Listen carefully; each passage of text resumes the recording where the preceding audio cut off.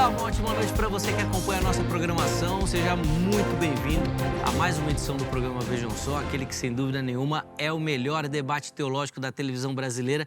Que privilégio poder dividir esse momento com você. Muito obrigado pela sua companhia, pela sua parceria. Afinal de contas, você que nos assiste não é aquele telespectador que fica ali assistindo. Não, você interage, você ajuda na construção do programa e nós somos muito gratos por isso também, tá bom?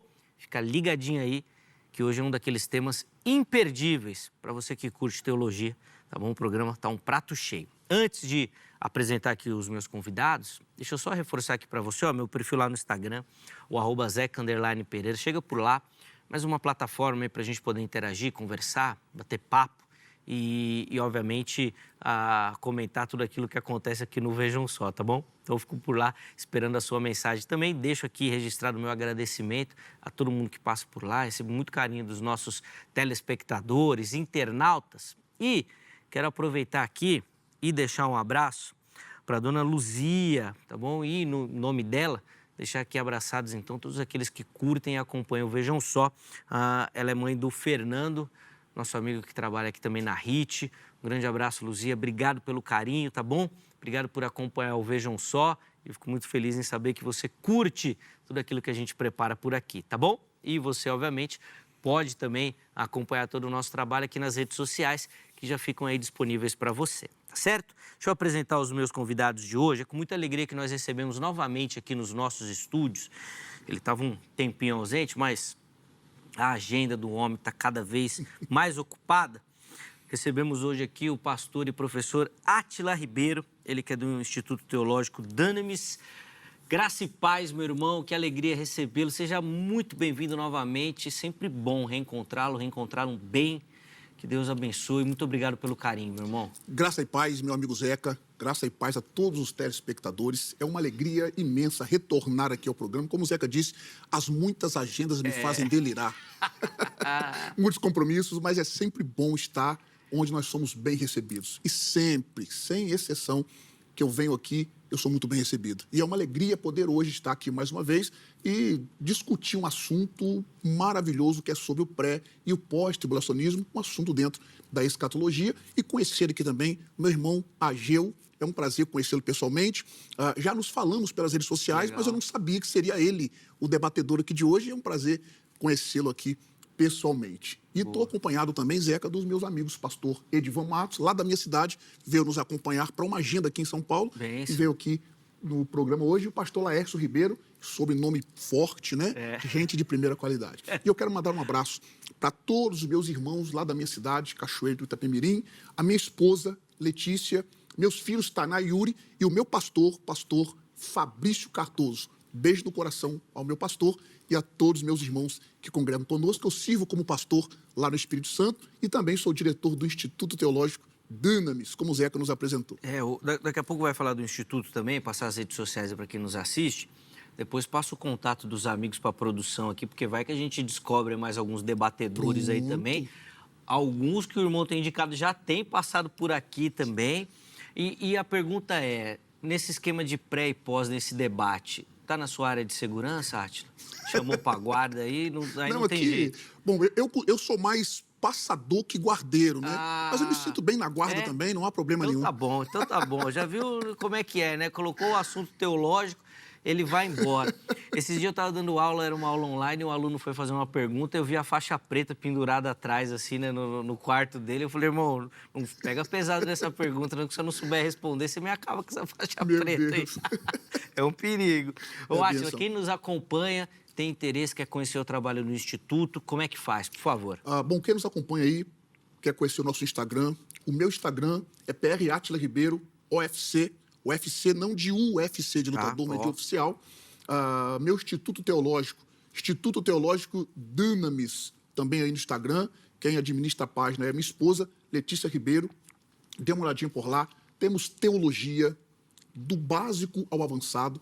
Temos também línguas bíblicas, hebraico bíblico, grego bíblico e etc. Tem muita coisa boa para você que deseja se aprofundar mais nas Escrituras. Perfeito. As redes sociais já apareceram aí, enquanto o nosso irmão comentava. Elas vão aparecer em outros momentos do programa, mas nós vamos deixar salvo também lá no nosso perfil oficial do Instagram, tá bom? @programa Vejam Só. É por lá que você manda mensagem para conhecer melhor o ministério do nosso irmão, tá bom? E, obviamente, se quiser informações do Instituto Bíblico, de novo, obrigado, meu querido. Uma alegria recebê-lo aqui. E, a gente tem também o privilégio de receber nesta oportunidade o professor Ageu Alves, ele que é lá do Instituto Betel, da Assembleia de Deus Utinga, lá de Botucatu. Graça e paz, meu irmão, seja muito bem-vindo. Uma ótima noite e um prazer recebê-lo aqui no Vejam Só. Gratidão, Zeca. Boa noite a todos. É uma alegria estar aqui. E agradeço não só também ao Zeca, mas a toda a produção do Vejam Só. É uma alegria poder estar aqui participando, conhecendo pessoalmente o pastor Átila, né, que a gente já o conhecia há um bom tempo, claramente em outros debates, em outras entrevistas. E eu creio que vai ser uma satisfação, uma alegria estar aqui. Estou acompanhado da mulher mais bonita deste mundo, a minha esposa, a Átila. Deus abençoe por estar me acompanhando. E eu quero também mandar um beijo, um abraço para o meu pai, pastor João Batista, minha mãe, missionária Rita, lá de Botucatu. Tudo que eu sou hoje, que eu tenho me formado, me desenvolvido, tem grande parte do que o meu pai semeou na minha vida, e eu louvo a Deus pela vida dos meus pais. Amém. Deus abençoe, Zé. Espero contribuir com o tema. Sem dúvida vai contribuir. Já começou com polêmica, eu gosto de convidado assim, porque você viu que ele já lançou um tema para debate, né? A mulher mais linda do mundo. Pronto. Aqui nós já vamos ter 3 visões diferentes. Três visões diferentes. Tá parecendo teologia já essa história aqui. Mas de um jeito ou de outro ele já ganhou ponto, né? Claro. Fez certo, fez muito bem. Se eu perder aqui, eu ganhei lá. Você viu que ele é um exímio debatedor, né, Átila? Já usou da retórica, do argumento, já foi muito bem, Ageu. Parabéns. Deu aula. Gratidão. Deu aula. Apesar que o Átila também não esqueceu, né? Já começou mandando um abraço, um beijo para a esposa, né? Acho que só eu que fiquei fora dessa. Então vou aproveitar, meu amor. Um beijo para você também, tá bom, Giovana? Você que nos acompanha também. Senão ela vai me cobrar. Ageu, para quem nos assiste e quer saber um pouquinho mais do Instituto também, né? Para poder estudar, acompanhar da igreja, passa as informações para a gente, por favor. Maravilha. O Instituto é o Instituto Betel, da Utinga. Se você quiser se inscrever, você pode entrar em contato comigo mesmo. Eu sou professor também das línguas hebraicas, o hebraico bíblico.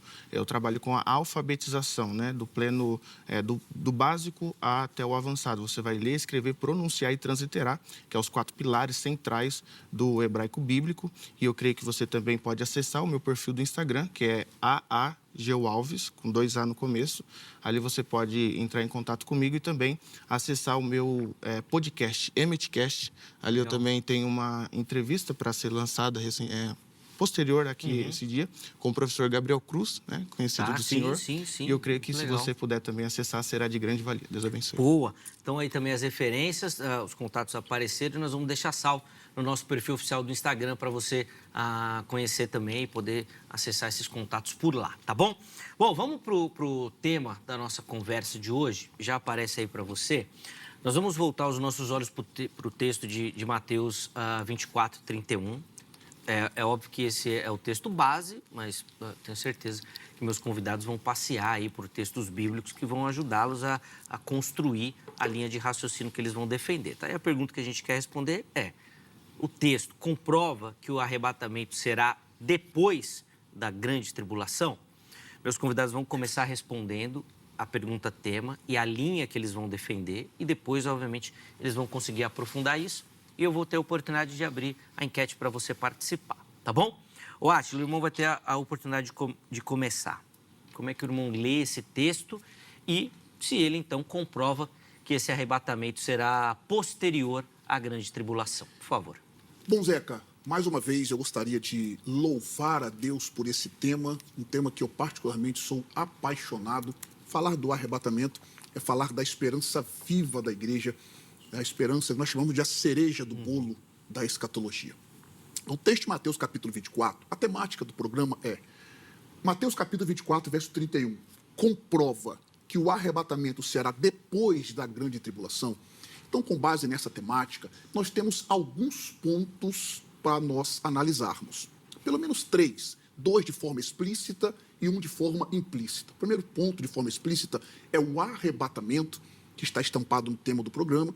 Em segundo lugar, nós temos a grande tribulação e, de forma implícita, a igreja está contida nesse texto. Então, nós temos ali alguns temas. O que é o arrebatamento, o que é a igreja, o que é a grande tribulação E por que não acrescentar mais um tema, que é a diferença entre o arrebatamento e a vinda de Cristo em glória. Nós temos pelo menos 4 passagens, temos muito mais, mas eu vou destacar 4 passagens que apresentam a vinda de Cristo em glória. O que nossos irmãos pós-tribulacionistas às vezes confundem a vinda de Cristo em glória com o arrebatamento da igreja. Zacarias capítulo 14, Mateus capítulo 24, Marcos 13 e Lucas capítulo 21 são textos que tratam claramente com a vinda de Cristo em glória. Vai faltar nesses textos, meu irmão Zeca, algumas características que acontecem no arrebatamento. Nós temos, por exemplo, 3 textos clássicos que tratam sobre o arrebatamento. Em ordem cronológica, nós temos João capítulo 14, que não foi escrito em primeiro lugar, mas Cristo, obviamente, falou João capítulo 14 em primeiro lugar, que diz: não se turbe o vosso coração. Credes em Deus, credes também em mim. Na casa de meu pai há muitas moradas. Se não fosse assim, eu vos teria dito. Ponto. Vou preparar-vos lugar. E se eu for e vos preparar lugar, virei outra vez. A expressão é palinherkomai. Virei outra vez e vos receberei, ou vos levarei para mim mesmo. A expressão ali é paralepsomai, que está na voz passiva. Então a expressão, a voz média, então a expressão ali é vos receber para mim mesmo. Esse é o primeiro texto. Perceba que há um consolo nesse texto. O segundo texto, que trata sobre o arrebatamento, é o capítulo 4 de Tessalonicenses, do verso 15 ao verso 18. Paulo diz o seguinte: dizemos-vos isto pela palavra do Senhor, que nós, os vivos, os que ficarmos para a vinda do Senhor, não precederemos os que dormem. Ele vai para o verso 16.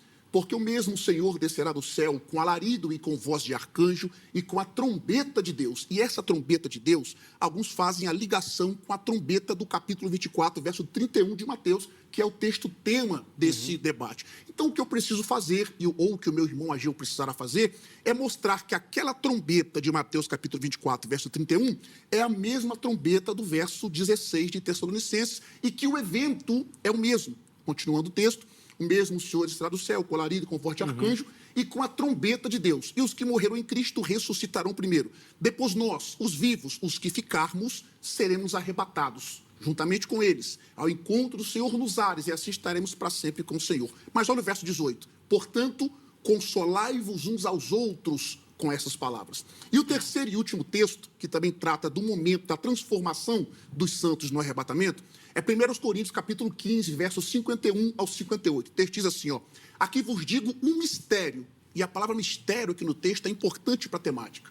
Na verdade, nem todos dormiremos, mas todos seremos transformados. No momento, no abrir e fechar de olhos ante a última trombeta, porque a trombeta soará, e os mortos ressuscitarão incorruptíveis, e nós seremos transformados. Porque convém que isso que é mortal se revista a imortalidade, que é corruptível da corruptibilidade, e quando isso que é mortal se revestir da imortalidade, que é corruptível da corruptibilidade, então cumprir-se-á a palavra que está escrita: tragada foi a morte na vitória. Onde está a morte, o teu aguilhão? Onde está o inferno, a tua vitória? Ora, o aguilhão da morte é o pecado, e a força do pecado é a lei, mas graças a Deus que nos dá a vitória por nosso Senhor Jesus Cristo. Agora olha o 58, consolo para a igreja. Portanto, meus amados irmãos, sejais firmes e constantes, sempre abundantes na obra do Senhor, porque no Senhor o vosso trabalho não é vão. Então nós temos diferença entre a vinda de Cristo em glória e o arrebatamento, e vai faltar em Mateus capítulo 24 algumas características que nós temos no arrebatamento, que nós não vamos encontrar aqui no texto, e na minha próxima fala eu as apresentarei. Eu volto a palavra para o nosso irmão. Tá, não, o Ageu, a palavra está com o irmão. Eu acho que nessa primeira fala dá para colocar a sua visão, a maneira como enxerga. Eu anotei algumas coisas aqui, mas eu acho que depois dá para a gente retomar as ideias que o Átila colocou aqui para você também explicar. Eu acho que essa da trombeta foi bem interessante, assim, né, de explicar tudo. Mas, bom, vamos do início, da introdução. Amém. Como é que o irmão responde a nossa pergunta tema? O texto em tela comprova esse arrebatamento posterior à grande tribulação? Maravilha, vamos lá. Eu tentarei aqui apresentar a vocês que sim, o texto de Mateus capítulo 24, versículo 31, apresenta sim o arrebatamento posterior à grande tribulação. Como um estudante das Escrituras, a gente precisa se debruçar no que nós chamamos de perícope. Por exemplo, o capítulo 24 é uma perícope e ela vai ser sucedida pelo capítulo 25, que é a mesma perícope. Quando a gente estuda a questão de perícope, nós vamos entender que a perícope é basicamente a alma do texto. Então, ela começa iniciando ali por pelo menos 3 pontos que eu defendo isso. O primeiro ponto é literalmente o fator da perícope. A perícope ela vai mostrar, no versículo 1 do capítulo 24, Jesus saindo de um cenário e entrando em outro cenário. Por exemplo, ele estava no templo, ele foi para o monte, e o versículo 2, os discípulos fazem ali uma pergunta. Então, ali no versículo 2, começa todo o que nós chamamos de um sermão profético e escatológico. Nesse sermão, a gente vai ver pelo menos 3 coisas: juízos, ruptura histórica e fim de uma ordem. Ou seja, a perícope do texto do capítulo 24 sempre vai apontar para isso. O segundo ponto que eu quero também aqui apresentar e mostrar porque sim, Mateus 24, 31 é o arrebatamento posterior à grande tribulação, é porque existe uma pergunta una. O que é uma pergunta una? Os discípulos estão perguntando a Jesus pelo menos fazendo uma pergunta com pelo menos 3 elementos. Eles estão perguntando: Senhor Jesus, qual será o sinal? Quando serão essas coisas? Qual será o sinal e quando que será o fim do mundo? Ou seja, até o próprio, eu quero citar aqui o pastor Altair Germano, que é um grande escritor do livro A Volta de Jesus Cristo, da editora Bernard Johnson. Ele afirma que na mentalidade, detalhe, ele é pré-tribulacionista, dispensacionalista, ele afirma que na mentalidade apostólica não existe essa ruptura que existe pelos pré-tribulacionistas. Ou seja, se eles estão afirmando isso para Jesus, eles estão afirmando porque eles entendiam que tanto o arrebatamento quanto também a vinda eram os mesmos eventos. Não tem uma distinção de primeiro arrebatamento e depois a vinda gloriosa. Tanto o arrebatamento quanto a vinda se dá exatamente no Mateus capítulo 24, versículo 31.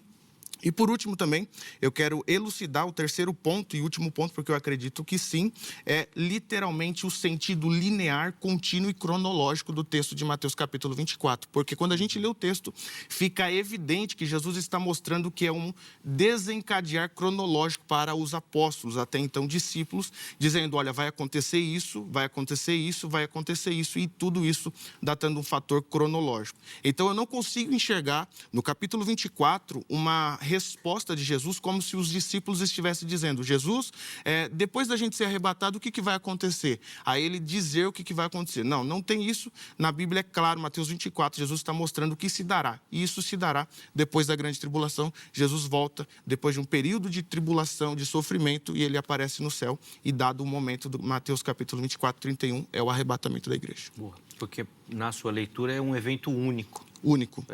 Único. A distinção, vamos dizer contínuo assim, que o Átila, e cronológico. Isso, que a distinção que o Átila indicou, que seria algo que o irmão deveria responder, né? Eu quero essa distinção, né?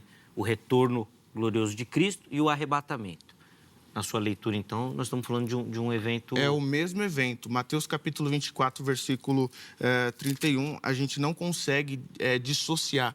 Não é claro na perícope do texto essa dissociação. É por isso que o pré-tribulacionismo, com todo respeito ao pastor Átila, eles precisarão colocar ali uma distinção entre Israel e igreja, e isso não existe. Jesus está falando literalmente para os escolhidos, que são todos aqueles que seguem o Cordeiro, como diz Apocalipse capítulo 7. Que é a igreja como um todo, né?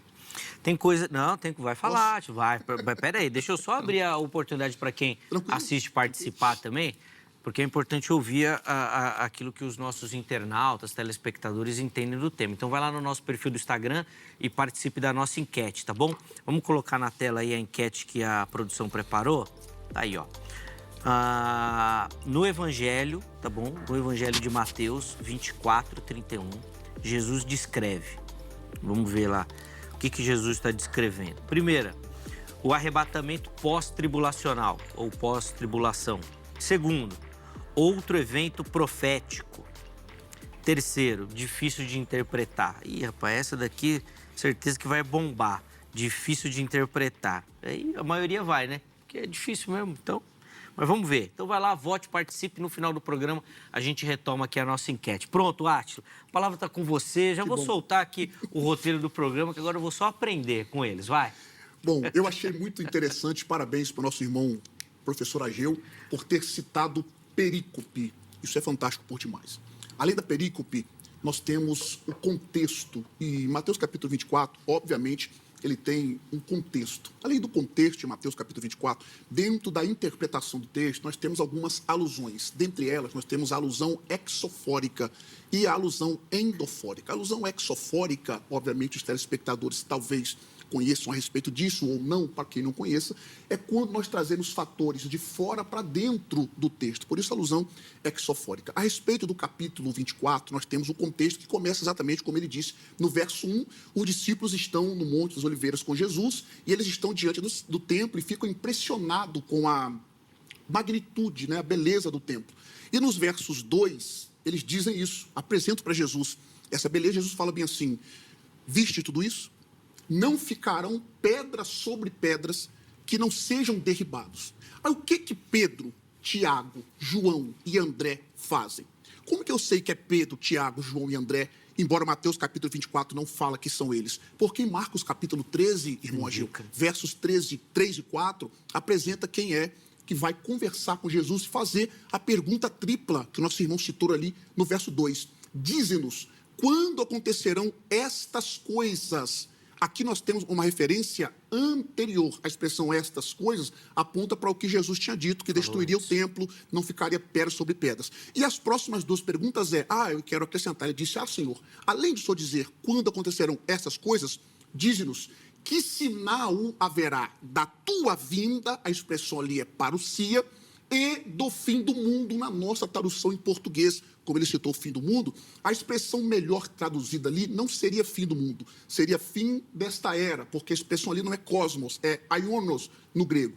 É uma melhor tradução, seria fim desta era. Jesus começa a responder essas perguntas, não de forma cronológica, no verso de número 4 do capítulo 24. Ele vai responder a essas perguntas que os discípulos fazem no verso de número 3. Quando nós chegamos no verso 31, essa já é a terceira vez que ele usa a palavra eklektos para os eleitos, os escolhidos. E os eleitos do contexto deste capítulo são os judeus que são instruídos por Cristo a fugir do sábado, no verso 20, ouvirão falar de falsos cristos, no verso 23 e 24, e que ouvirão que o Cristo está no deserto. Esse título, nobre irmão Ageu, que é o Filho do Homem, é um título messiânico que nunca foi usado em referência à igreja. Absolutamente nunca, a menos que o irmão consiga mostrar aqui o contrário. E esse Filho do Homem, diz o texto, vai reunir os eleitos, que são eklektos no texto, de uma extremidade a outra do céu. Aqui nós temos uma alusão exofórica. Ele está trazendo para cá Deuteronômio capítulo 30, versos 3 e 4, por exemplo. Então, por contexto, o eleito de Israel aqui é que está em jogo, não a igreja. E nós temos várias profecias de Israel no Antigo Testamento sendo chamados de eleitos. Vou citar algumas delas para não monopolizar o tempo. O irmão é professor de hebraico, vai conseguir, obviamente, entender isso daqui. Isaías capítulo 65, verso 9, a expressão hebraica ali é Behirai. Behirai está no construto plural, que a Septuaginta, ou a Septuaginta, que é a versão grega do Antigo Testamento, traduz a expressão Behirai, no hebraico para o grego, traduz como eklekto. Então, os meus eleitos, Israel é chamado de eleitos nesse texto. Em Jeremias capítulo 23, verso 3, ele também é chamado de eleitos. Capítulo 29, verso 14, também está dizendo que vai juntar todas as nações e vai expulsar eles e trarei eles de volta ao lugar de onde eles foi enviado por Deus para o exílio.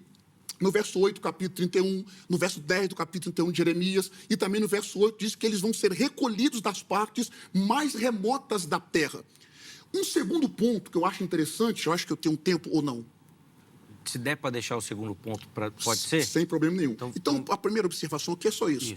O contexto, além da perícope, nós temos o contexto, nós temos as alusões exofóricas do texto, que está trazendo textos do Antigo Testamento, e o que falta, o irmão que disse que ali é o mesmo evento, é comprovar nesse texto e nos textos da segunda vinda de Cristo em glória, como citei Zacarias 14, Mateus 24, Lucas 21, Marcos 13, Apocalipse 19, provar ali a transladação dos santos, saindo da terra indo para o céu, a transformação dos corpos dos santos e os eventos que acontecem posterior ao arrebatamento. Gostaria que o irmão fizesse isso, explicando nesse verso, depois eu continuo de onde eu parei. Vamos lá, Gil, por favor. Vamos lá.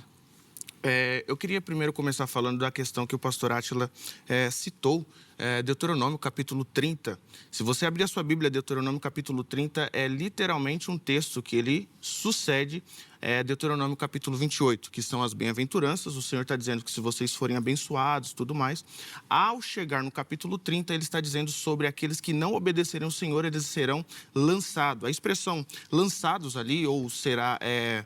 como que eu posso dizer a expressão de Deuteronômio capítulo 30? Eu vou ler aqui o texto para a gente melhor posicionar.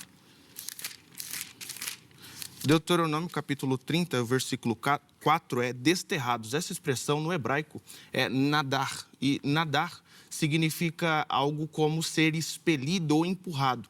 Essa expressão, ela bate exatamente com Jeremias, capítulo 29, que é a expressão galut, que significa os exilados. Ou seja, quando o texto está querendo dizer sobre extremidades, está dizendo sobre aqueles que foram lançados da terra de Israel. Ou seja, toda pessoa que está fora de Israel, ele é um galut, ou seja, ele é um exilado.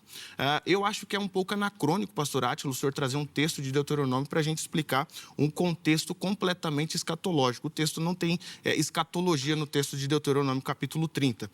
Quando o texto de Mateus capítulo 24 diz que ele vai trazer das extremidades dos quatro cantos, ele está querendo dizer literalmente da terra para o céu, ou seja, fazendo o exato momento da transladação. A gente pode utilizar do mesmo jeito que o senhor está utilizando, de Marcos capítulo 13, versículo 27, que diz que trará da extremidade da terra para a extremidade do céu. Ou seja, isso é o ato do arrebatamento. Então, provando para o senhor, Mateus capítulo 24, ele tem sim o acontecimento do arrebatamento. Jesus retorna depois do período tribulacional e ele com os anjos ali recolhe.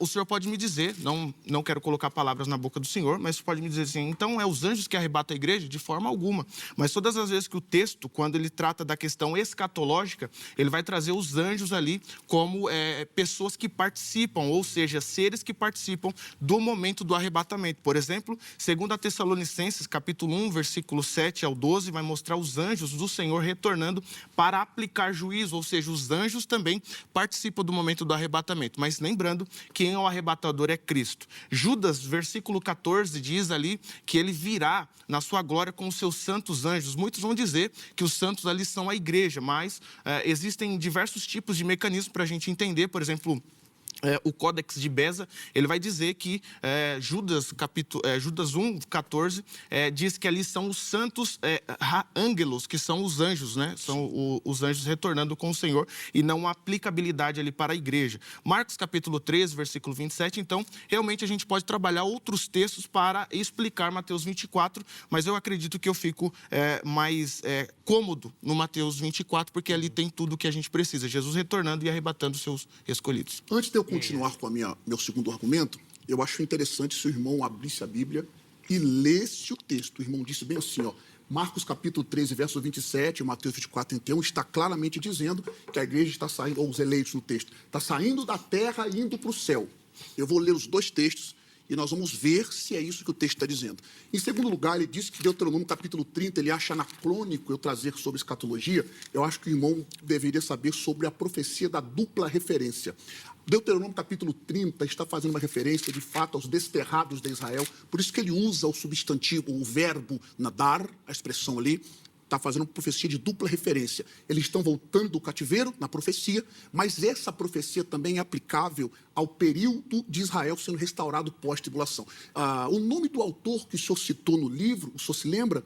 Dizendo de Mateus 24, falando que o pré-tribulacionismo não está correto nesse ponto, dê uma voltadinha nas páginas do livro dele e depois o senhor vai ver ele falando a mesma coisa sobre Deuteronômio capítulo 30. Se o senhor concorda com ele sobre Mateus capítulo 24, o senhor deveria concordar então sobre Deuteronômio capítulo 30, que ele também usa como uma profecia falando sobre a grande tribulação no sentido escatológico. Ou seja, o irmão leu a página que foi conveniente ao irmão, com todo respeito e ética, mas deveria conhecer o argumento sobre isso. Então, Deuteronômio capítulo 30 é sim uma profecia de dupla referência.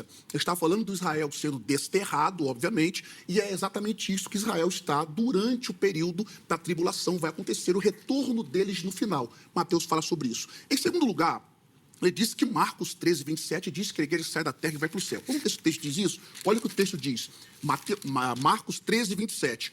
E ele enviará os seus anjos e ajuntará os seus escolhidos desde os 4 ventos da extremidade da terra até a extremidade do céu. Ele não está dizendo que vai tirá-los da terra e levá-los até o céu. Ele vai reunir, o verbo ali preposicionado, epsinagoge, a expressão epsinago ali, é reunir, juntar, não está prometendo tirar da terra e levar para o céu. O que está acontecendo em Mateus capítulo 24, verso 31, nessa profecia, é a mesma coisa, olha o texto.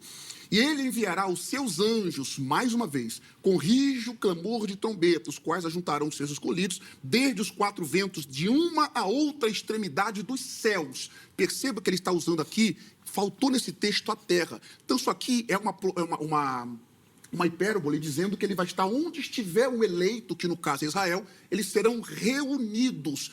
Em terceiro lugar, quem vai reuni-los aqui são anjos.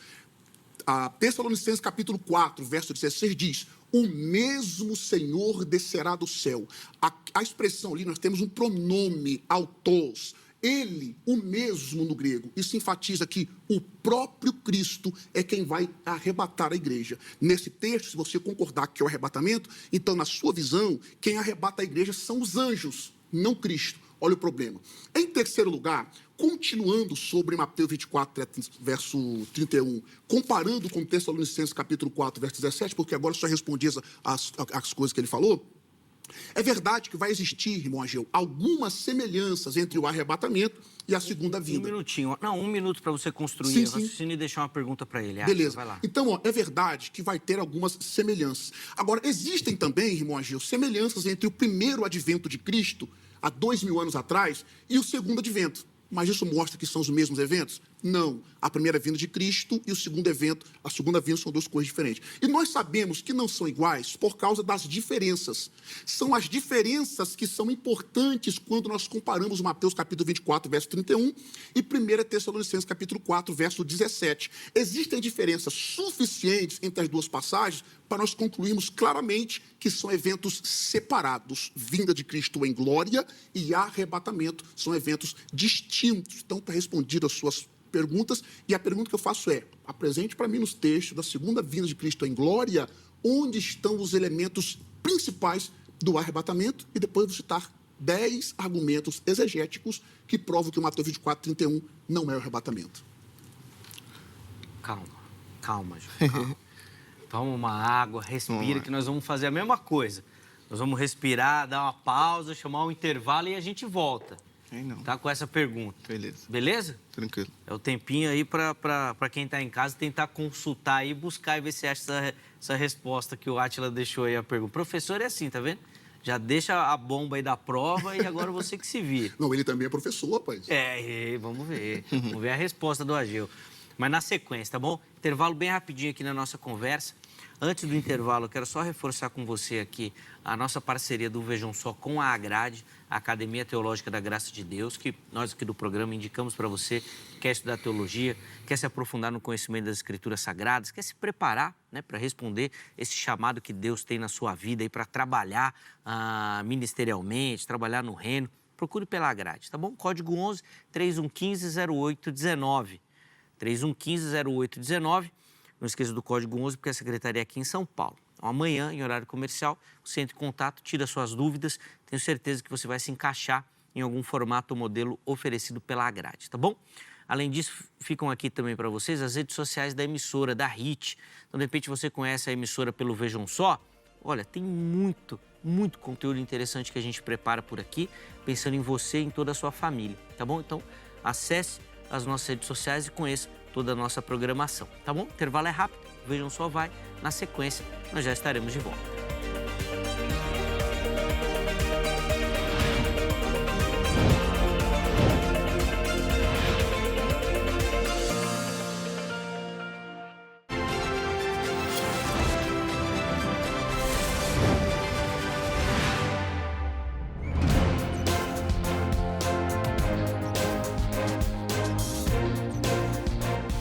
Muito bom, já estamos de volta com o Vejam Só, intervalo rapidinho na nossa conversa. Hoje o Vejam Só super acadêmico.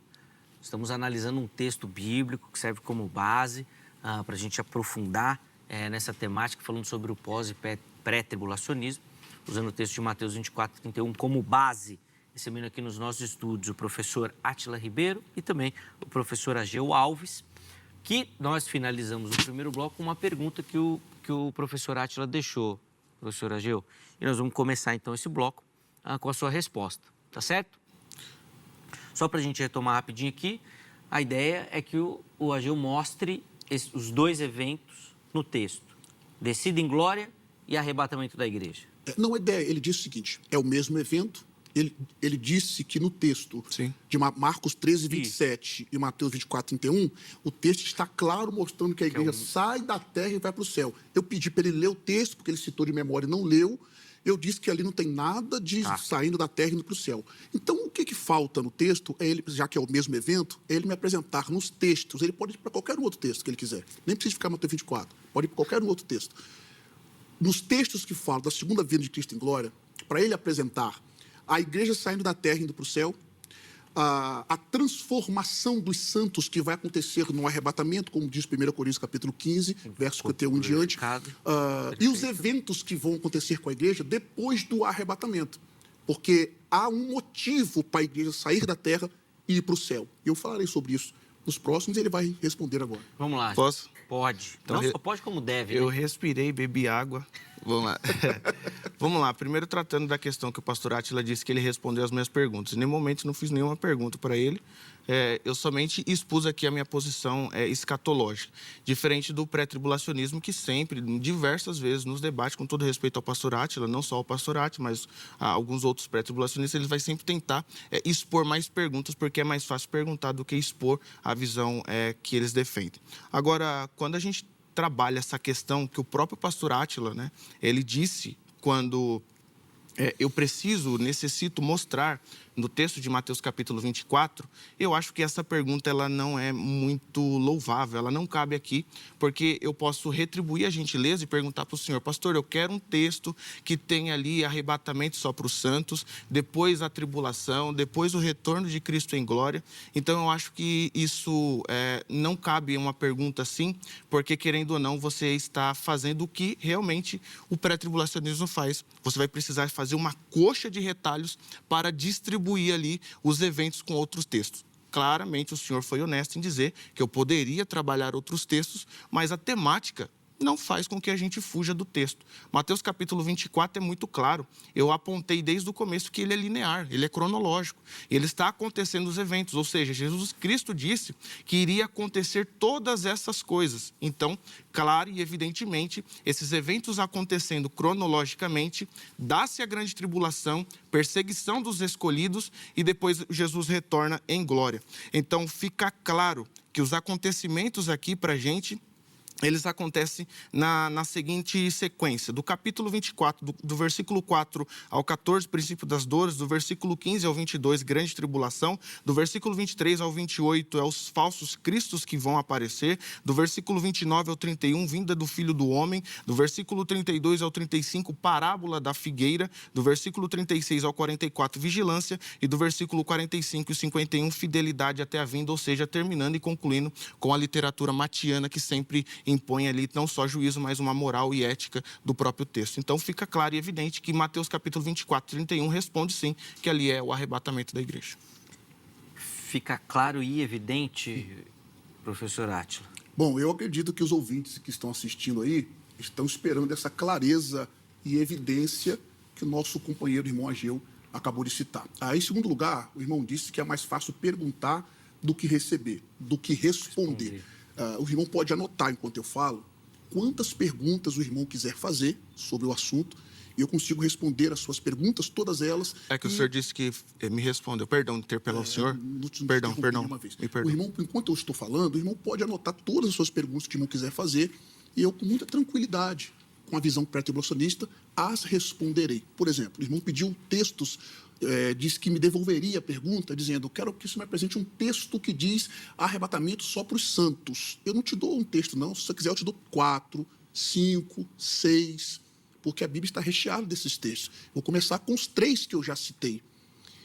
João capítulo 14, Tessalonicenses capítulo 4, 1 Coríntios capítulo 51, capítulo 15, verso 51 em diante. Apocalipse capítulo 3, verso 10 está mostrando o guardar para a igreja. 1 Tessalonicenses capítulo 1, verso 10, o texto que o irmão citou, o verso 9, deveria ler o verso 10 também, que diz que nós temos que aguardar a Cristo, que nos livra da ira vindoura. Eu gostaria muito que o nosso tempo não vai dar para analisar esse livrar da ira vindoura. Capítulo 5, verso 9 do primeiro livro, também diz que nós não fomos destinados para a ira, mas para a aquisição da salvação. Nós poderíamos também analisar esse verbo, o que é aquisição da salvação, e se ele é aplicável a alguém que não seja a igreja nesse texto. Então, nós temos texto para responder qualquer pergunta do irmão. Agora, os irmãos, inclusive esse que vos fala, está aguardando o irmão apresentar no texto de Mateus capítulo 24, e eu te dei a oportunidade do irmão ir para qualquer um outro texto, como o senhor disse, que eu fui honesto dizer que o senhor podia usar outros textos. Não, o senhor pode usar de Gênesis a Apocalipse. E nós não vamos encontrar o pós-tribulacionismo na Bíblia. Eu achei até sincero da sua parte em dizer que Mateus capítulo 24, nós temos uma perícope. Eu achei que o irmão ia trabalhar nesse sentido, mas o irmão citou os textos e percebi que não faz jus ao início da sua fala, e eu retorno com o mesmo respeito ao respeito direcionado a mim. Sobre a questão de Mateus capítulo 24, verso 31, vou retornar ao texto. Vamos lá. O doutor Steve McEvoy, para citar um grande teólogo, ele disse: as diferenças entre as declarações de Mateus capítulo 24, versos 30 e 31, superam em muito qualquer suposta semelhança com o texto que o irmão disse que tem semelhança, irmão Ageu. Por exemplo, onde que Paulo menciona o escurecimento do sol, como Mateus 24 e 29? Onde que a lua não vai dar mais a sua luz, como está no verso 29 também? As estrelas caindo do céu, no verso 29. Os poderes do céu sendo abalados, no mesmo verso.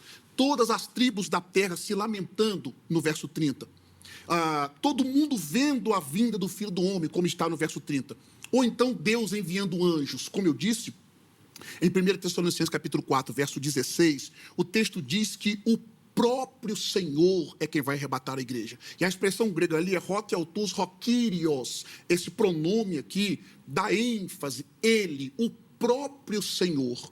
Então o irmão criou um arrebatamento feito pelos anjos, o que não é a primeira vez que um pós-tribulacionista afirma isso em um debate comigo. O irmão criou um arrebatamento feito pelos anjos, e Paulo não diz que os anjos vão arrebatar, né? Tessalonicenses fala apenas da voz do arcanjo. No Sermão do Monte, irmão Ageu, nada, absolutamente nada é dito sobre uma ressurreição. Enquanto no texto de Tessalonicenses, Coríntios, isso aqui é o ponto central do arrebatamento, a ressurreição e a transformação dos santos. Então, além disso, a ordem da subida está ausente em Mateus. Nós não temos subida da terra para o céu, como o senhor disse que tinha. Eu li o texto, e se o senhor quiser, nós podemos ler mais quantas vezes o irmão quiser. Não tem a subida da terra para o céu, ali é a reunião dos eleitos. O que nós vamos ver como parte central da epístola, essa saída da terra, encontrando com Cristo nos ares, no arrebatamento. Fique à vontade. Vamos lá, professora, por favor. Bom, em nenhum momento você pode voltar ao vídeo, vai estar disponível para você pode voltar. Em nenhum momento eu afirmei aqui que a igreja é arrebatada pelos anjos. Eu não disse isso. Se você subentendeu, é diferente, mas eu disse que o arrebatador é Cristo. Eu deixei isso bem claro. Eu disse que os anjos, eles reúnem e o arrebatador é Cristo. Isso vale salientar. Devolvendo também ao pastor, ele me fez uma pergunta, e eu quero perguntar ao senhor sobre a questão do texto de 1 Tessalonicenses, capítulo 1, do versículo 10. 1 Tessalonicenses, capítulo 1, versículo 10, provavelmente o pré-tribulacionismo afirmará que aquela ira ali seja a grande tribulação. É isso? É a grande tribulação, pastor? Sem sombra de dúvidas. Sim, é a grande tribulação. A grande tribulação, ela tem um período duradouro? Para mim a pergunta? Claro. Diz a Bíblia que sim. Sim. Então, a gente acabou de descobrir que a ira do Senhor dura somente um período, tá bom? Então, se você está aí preocupado, fique em paz, que a ira do Senhor vai durar só um momento. Meu irmão, isso não existe. A ira aqui que próprio apóstolo Paulo está querendo dizer. Em 1 Tessalonicenses, capítulo 1, versículo 10, é a perdição, ou seja, é o fator da segunda morte, como diz os textos também lá de Apocalipse, que diz que bem-aventurado é aquele que tem parte na primeira ressurreição. Ou seja, a ira de Deus, ela só é derramada não na grande tribulação. A gente tem que tirar essa ideia de que a grande tribulação é a ira de Deus. A grande tribulação é a perseguição do anticristo contra os escolhidos, com permissão do Senhor Jesus sobre a questão do anticristo perseguir. Então, a ira aqui, essa expressão no grego, o senhor é professor, eu não sou, preciso aprender com o senhor, é a expressão org, se eu estiver errado, o senhor me corrija, e essa expressão aqui significa o sentido de perseguição, de atormentamento, ou seja, de uma questão posterior à segunda morte. Então, fica claro e evidente que a ira de Deus não é um período, mas sim a eternidade sem ele. Essa é a resposta dele? É a sua resposta, né? Sim. Bom, então, no seu pensamento, a grande tribulação não é a ira de Deus? Não. A grande tribulação não vai durar 7 anos? É isso que você quer dizer? Eu vou defender que a grande tribulação, ela pode tanto durar 7 anos, quanto um período indeterminado. Jesus Cristo, em Mateus capítulo 24, ele diz assim, que nunca houve, nunca haverá um período como aquele. Então, eu não trabalho tanto a questão. Possa ser 7 anos, quanto possa ser um período de grande tribulação. O problema dos nossos irmãos inclusive o seu problema demonstrado aqui no texto, é ler partes do versículo. É verdade, Jesus disse que aquele período seria um período sem precedente, ou nunca houve, nunca haverá. E isso é um problema problemático para vocês. Vou mostrar por quê. Jesus continua dizendo, mesmo Jesus que disse isso, ele continua dizendo que se aquele período não fosse abreviado por causa dos eleitos, nenhuma carne se salvaria. A pergunta é, quem é os eleitos no texto? Nós estamos tentando responder aqui, aliás, você está tentando, eu já respondi várias vezes. Uma segunda afirmação que ele fez aqui, irmãos, então podem arrancar da sua Bíblia. Ele disse que nós temos que tirar essa ideia de que a grande tribulação é a ira de Deus. Eu estava só aguardando ele fazer essa afirmação, porque na minha primeira fala, depois vocês voltem o vídeo, e na minha primeira fala eu disse sobre a temática do programa, que nós temos que distinguir o que é a grande tribulação, o que é o arrebatamento e, de forma implícita, a natureza da igreja. Sobre a grande tribulação, o senhor está entre os pós que discorda, então, que a grande tribulação futura seja a ira de Deus. Ele está discordando que a tribulação futura é um período de tempo de 7 anos. Mas nós temos aqui, por exemplo, George Led, que é um pós-tribulacionista, Robert Gundry concorda piamente que haverá uma futura tribulação de 7 anos que ainda não se cumpriu. Sobre esse período que você diz que não é a ira de Deus, bom, pelo menos a Bíblia discorda do irmão.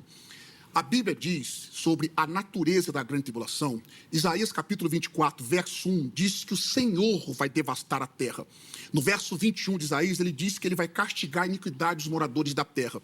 Em Sofonias 1,18, ele diz que é indignação do Senhor. Se indignação não significa ira na sua teologia, eu fico assustado. Apocalipse capítulo 6, versos 16 e 17 diz: e disseram aos montes, caem sobre nós e escondei-nos da face daquele que se assenta no trono e da ira do Cordeiro, porque chegou o grande dia da ira deles. Embora alguns textos está no plural, ira dele, nós temos uma questão de manuscriptologia, de variação do texto, que não vou tratar aqui agora, e porque diz que eles é que estão irados. Então, nós temos que tirar da Bíblia, então, que essa ideia é a ira de Deus. Foi a sua fala. Depois o irmão volta o vídeo e diz aí. Ele disse que nós temos que tirar essa ideia que a grande tribulação é a ira de Deus. Então, nós temos que tirar esses versículos da Bíblia. Pós-tribulacionista, não façam isso, não. Não tire os versículos da Bíblia. Apresenta o que a Bíblia diz. Olha no verso 7, capítulo 14. 30 segundos. Tá bom. Temem a Deus e dá-lhe glória, pois é chegada a hora do seu juízo. No verso 10, também esse beberá do vinho da cólera de Deus. E para concluir, no verso 19, então o anjo passou a sua foice na terra e vindimou a videira da terra e lançou-a no grande lagar da cólera de Deus. Irmãos, a grande tribulação não é a ira do diabo nem a ira do anticristo. Eles são apenas canais pelos quais a ira de Deus está sendo canalizada. Então a igreja não foi destinada para ira, como diz Paulo no capítulo 5, verso 9, do mesmo texto Tessalonicenses que o irmão leu. Bora, Gil, pode ir. Bom, vamos lá, pastor. Eu acho que o senhor partiu de um pressuposto de desonestidade. Em nenhum momento eu disse para tirar da Bíblia. Eu não disse isso. Eu disse para tirar da interpretação que as pessoas têm de que a grande tribulação é a ira de Deus. Então, como... O senhor me interpelou, então vamos lá. Então, como que faz? Porque eu interpelei ele, pastor, não... Sim. Posso concluir? Um a um, vamos, vai lá. Não, com o senhor não tem como, o senhor vai ganhar. Olha o tamanho do braço do pastor. Vamos lá. Então, quando a gente trabalha essa perspectiva de que a grande tribulação é a ira de Deus, fica o seguinte na visão cronológica pré-tribulacionista. Jesus arrebata a igreja, aí aqui tem um período da ira de Deus, aí depois, no milênio, Jesus volta e aí fica tudo bem. Não faz um mínimo de sentido. A ira de Deus, ela será derramada posterior ao fator da segunda morte, que é quando nós trabalhamos. O senhor trabalhou diversos escritores, e quando eu trabalhei o meu escritor, ele disse que eu usei somente aquilo que convia, e não. Ele está dizendo a leitura, a interpretação do pastor Altair Germano no livro A Volta de Cristo, pela Bernard Johnson, que é clara e evidente no quesito histórico, que a igreja, em todo o período histórico, desde do início da igreja, no decorrer da história, ela é pós-tribulacionista, ou seja, ela entende que existe um período em que a igreja passará e é que a igreja sofrerá, e essa tribulação não é a ira de Deus, mas fica aqui o meu posicionamento sobre a questão que o pastor disse. Tá. Irmãos, nós vamos caminhando para o final do programa, tá? Infelizmente, nós vamos precisar já ir para as conclusões aí, tá? Então, é óbvio que vocês podem ficar à vontade aí também, para quiser lançar mais algum comentário, mas eu só vou pedir a gentileza, principalmente você, tá, Gil, que vai ser o último. Não coloca a pergunta pro Átila, não, porque senão depois ele não vai poder responder, tá? Mas vai nas suas... De igual modo, pastor. Não, é que você não vai ter uma fala ainda, né? Então você vai ter... Senão você joga para ele lá e depois ele vai me cobrar. Aí você não deixou eu responder, não, porque não tem tempo, tá bom? Então vamos lá, considerações finais, conclusão, comentários. Fica à vontade aí, pastor Átila. Essa vai ser, infelizmente, a última fala. Só um adendo no que ele disse, eu já volto para os meus argumentos, de forma bem simples e objetiva. Ele disse, eu achei que ele ia rebater a Bíblia com a Bíblia. Mas parece que a autoridade do autor que o senhor citou no seu pensamento é maior do que a Bíblia, porque ele citou o autor para comprovar. Eu citei textos bíblicos mostrando que a tribulação é, de fato, a ira de Deus. E ele disse sim, para nós tirarmos essa ideia de que a tribulação é a ira de Deus. Para tirar essa ideia, tem que tirar os textos bíblicos. Okay? Em segundo lugar, olha o argumento que todo pós-tribulacionista usa. A igreja sempre foi pós-tribulacionista, ou seja, no pensamento dele, o pré-tribulacionismo é novo, não é isso que você está querendo dizer? Claro. Pois bem. Historicamente falando. É? Então, o pré-tribulacionismo que você professa, irmão Ageu, é mais novo... Eu não sou pré. O pós-tribulacionismo que o irmão professa é mais novo do que o pré que, segundo vocês, surgiu com John Nelson Darby. Nós temos 4 tipos de pós-tribulacionismo. O pós-tribulacionismo clássico, semiclássico, dispensacionalista e futurista. O irmão acredita que a tribulação final, 7 anos, é futura ou não? Futuro. Então, o seu pós-tribulacionismo é mais novo do que o pré, que, segundo vocês, nasceu com John Nelson Darby. Esse argumento do silêncio, esse argumento de que o pré é novo, que nasceu com John Nelson Darby, por causa de Margaret MacDonald, devia ser arrancado do pensamento pós-tribulacionista. Primeiro, porque ele não é verdadeiro. John Nelson Darby sistematizou o seu sistema de doutrina 2 anos antes, ou 3 anos antes de Margaret MacDonald sonhar. E detalhes, ela era pós-tribulacionista, diga-se de passagem. Então, para você dizer que a igreja sempre passou por tribulação, então você é um pós-tribulacionista clássico, porque acredita que a igreja sempre passou pela pós-tribulação ou pela tribulação. Isso é chamado de intratribulacionismo. A igreja passava pela tribulação. Então, para você abraçar o pensamento deles, você vai ter que crer na iminência, como eles criam. Por isso que saiu do clássico e virou semiclássico. Aí, na iminência, eles deixaram de crer. Depois do semiclássico, eles pararam de crer na tribulação futura. Aí, depois disso, surgiu o pós-tribulacionismo dispensacionalista. Aí, crendo na tribulação futura, surgiu o futurista, do qual você faz parte. Se esse argumento fosse sincero e verdadeiro e honesto, como você disse que eu sou partir para uma desonestidade, se o seu argumento fosse honesto, você tinha que crer em tudo que o pós-tribulacionismo clássico ou semiclássico acreditaria. Então, você usar esse argumento de que a igreja sempre passou por tribulações para se tornar pós-tribulacionista é um argumento anacrônico, muito anacrônico. 50 segundos, Átila. Ok, eu concluo. Então, os eleitos no texto de Mateus capítulo 24, nós temos que entender a regra do contexto. No verso de número 22, 24 e 31, de Mateus, capítulo 24, verso 20 e verso 22 de Marcos e também o verso 27, é notório que o autor usa para se referir à mesma entidade nos 3 versículos. E olha para eu concluir, Marcos capítulo 3, verso 23. E se o Senhor não abreviasse aqueles dias, nenhuma carne se salvaria, mas por causa dos escolhidos que escolheu, abreviou aqueles dias. É notório que isso aqui está falando sobre a escolha de Deus a Israel. A expressão grega ali é dia tus eclectos hus exelexato ecolobos sentas remeras. Olha o que Loinaida traduz. Mas por causa do seu povo escolhido que ele escolheu, ele diminui aqueles dias. Então é claro no texto que os eleitos ali é Israel e não a igreja. Eu concluo aqui a minha fala, agradeço aos irmãos pela oportunidade, agradeço o Ageu, o professor Ageu, pela gentileza, um jovem muito simpático, educado e muito bom pós-tribulacionista. Obrigado, Átila, pelo carinho. Só para reforçar para você que nos assiste, contato do nosso irmão à sua disposição no nosso perfil oficial do Instagram, no @programa Vejam Só. Vamos lá, professor Ageu, também, considerações finais, sua conclusão aí, por favor.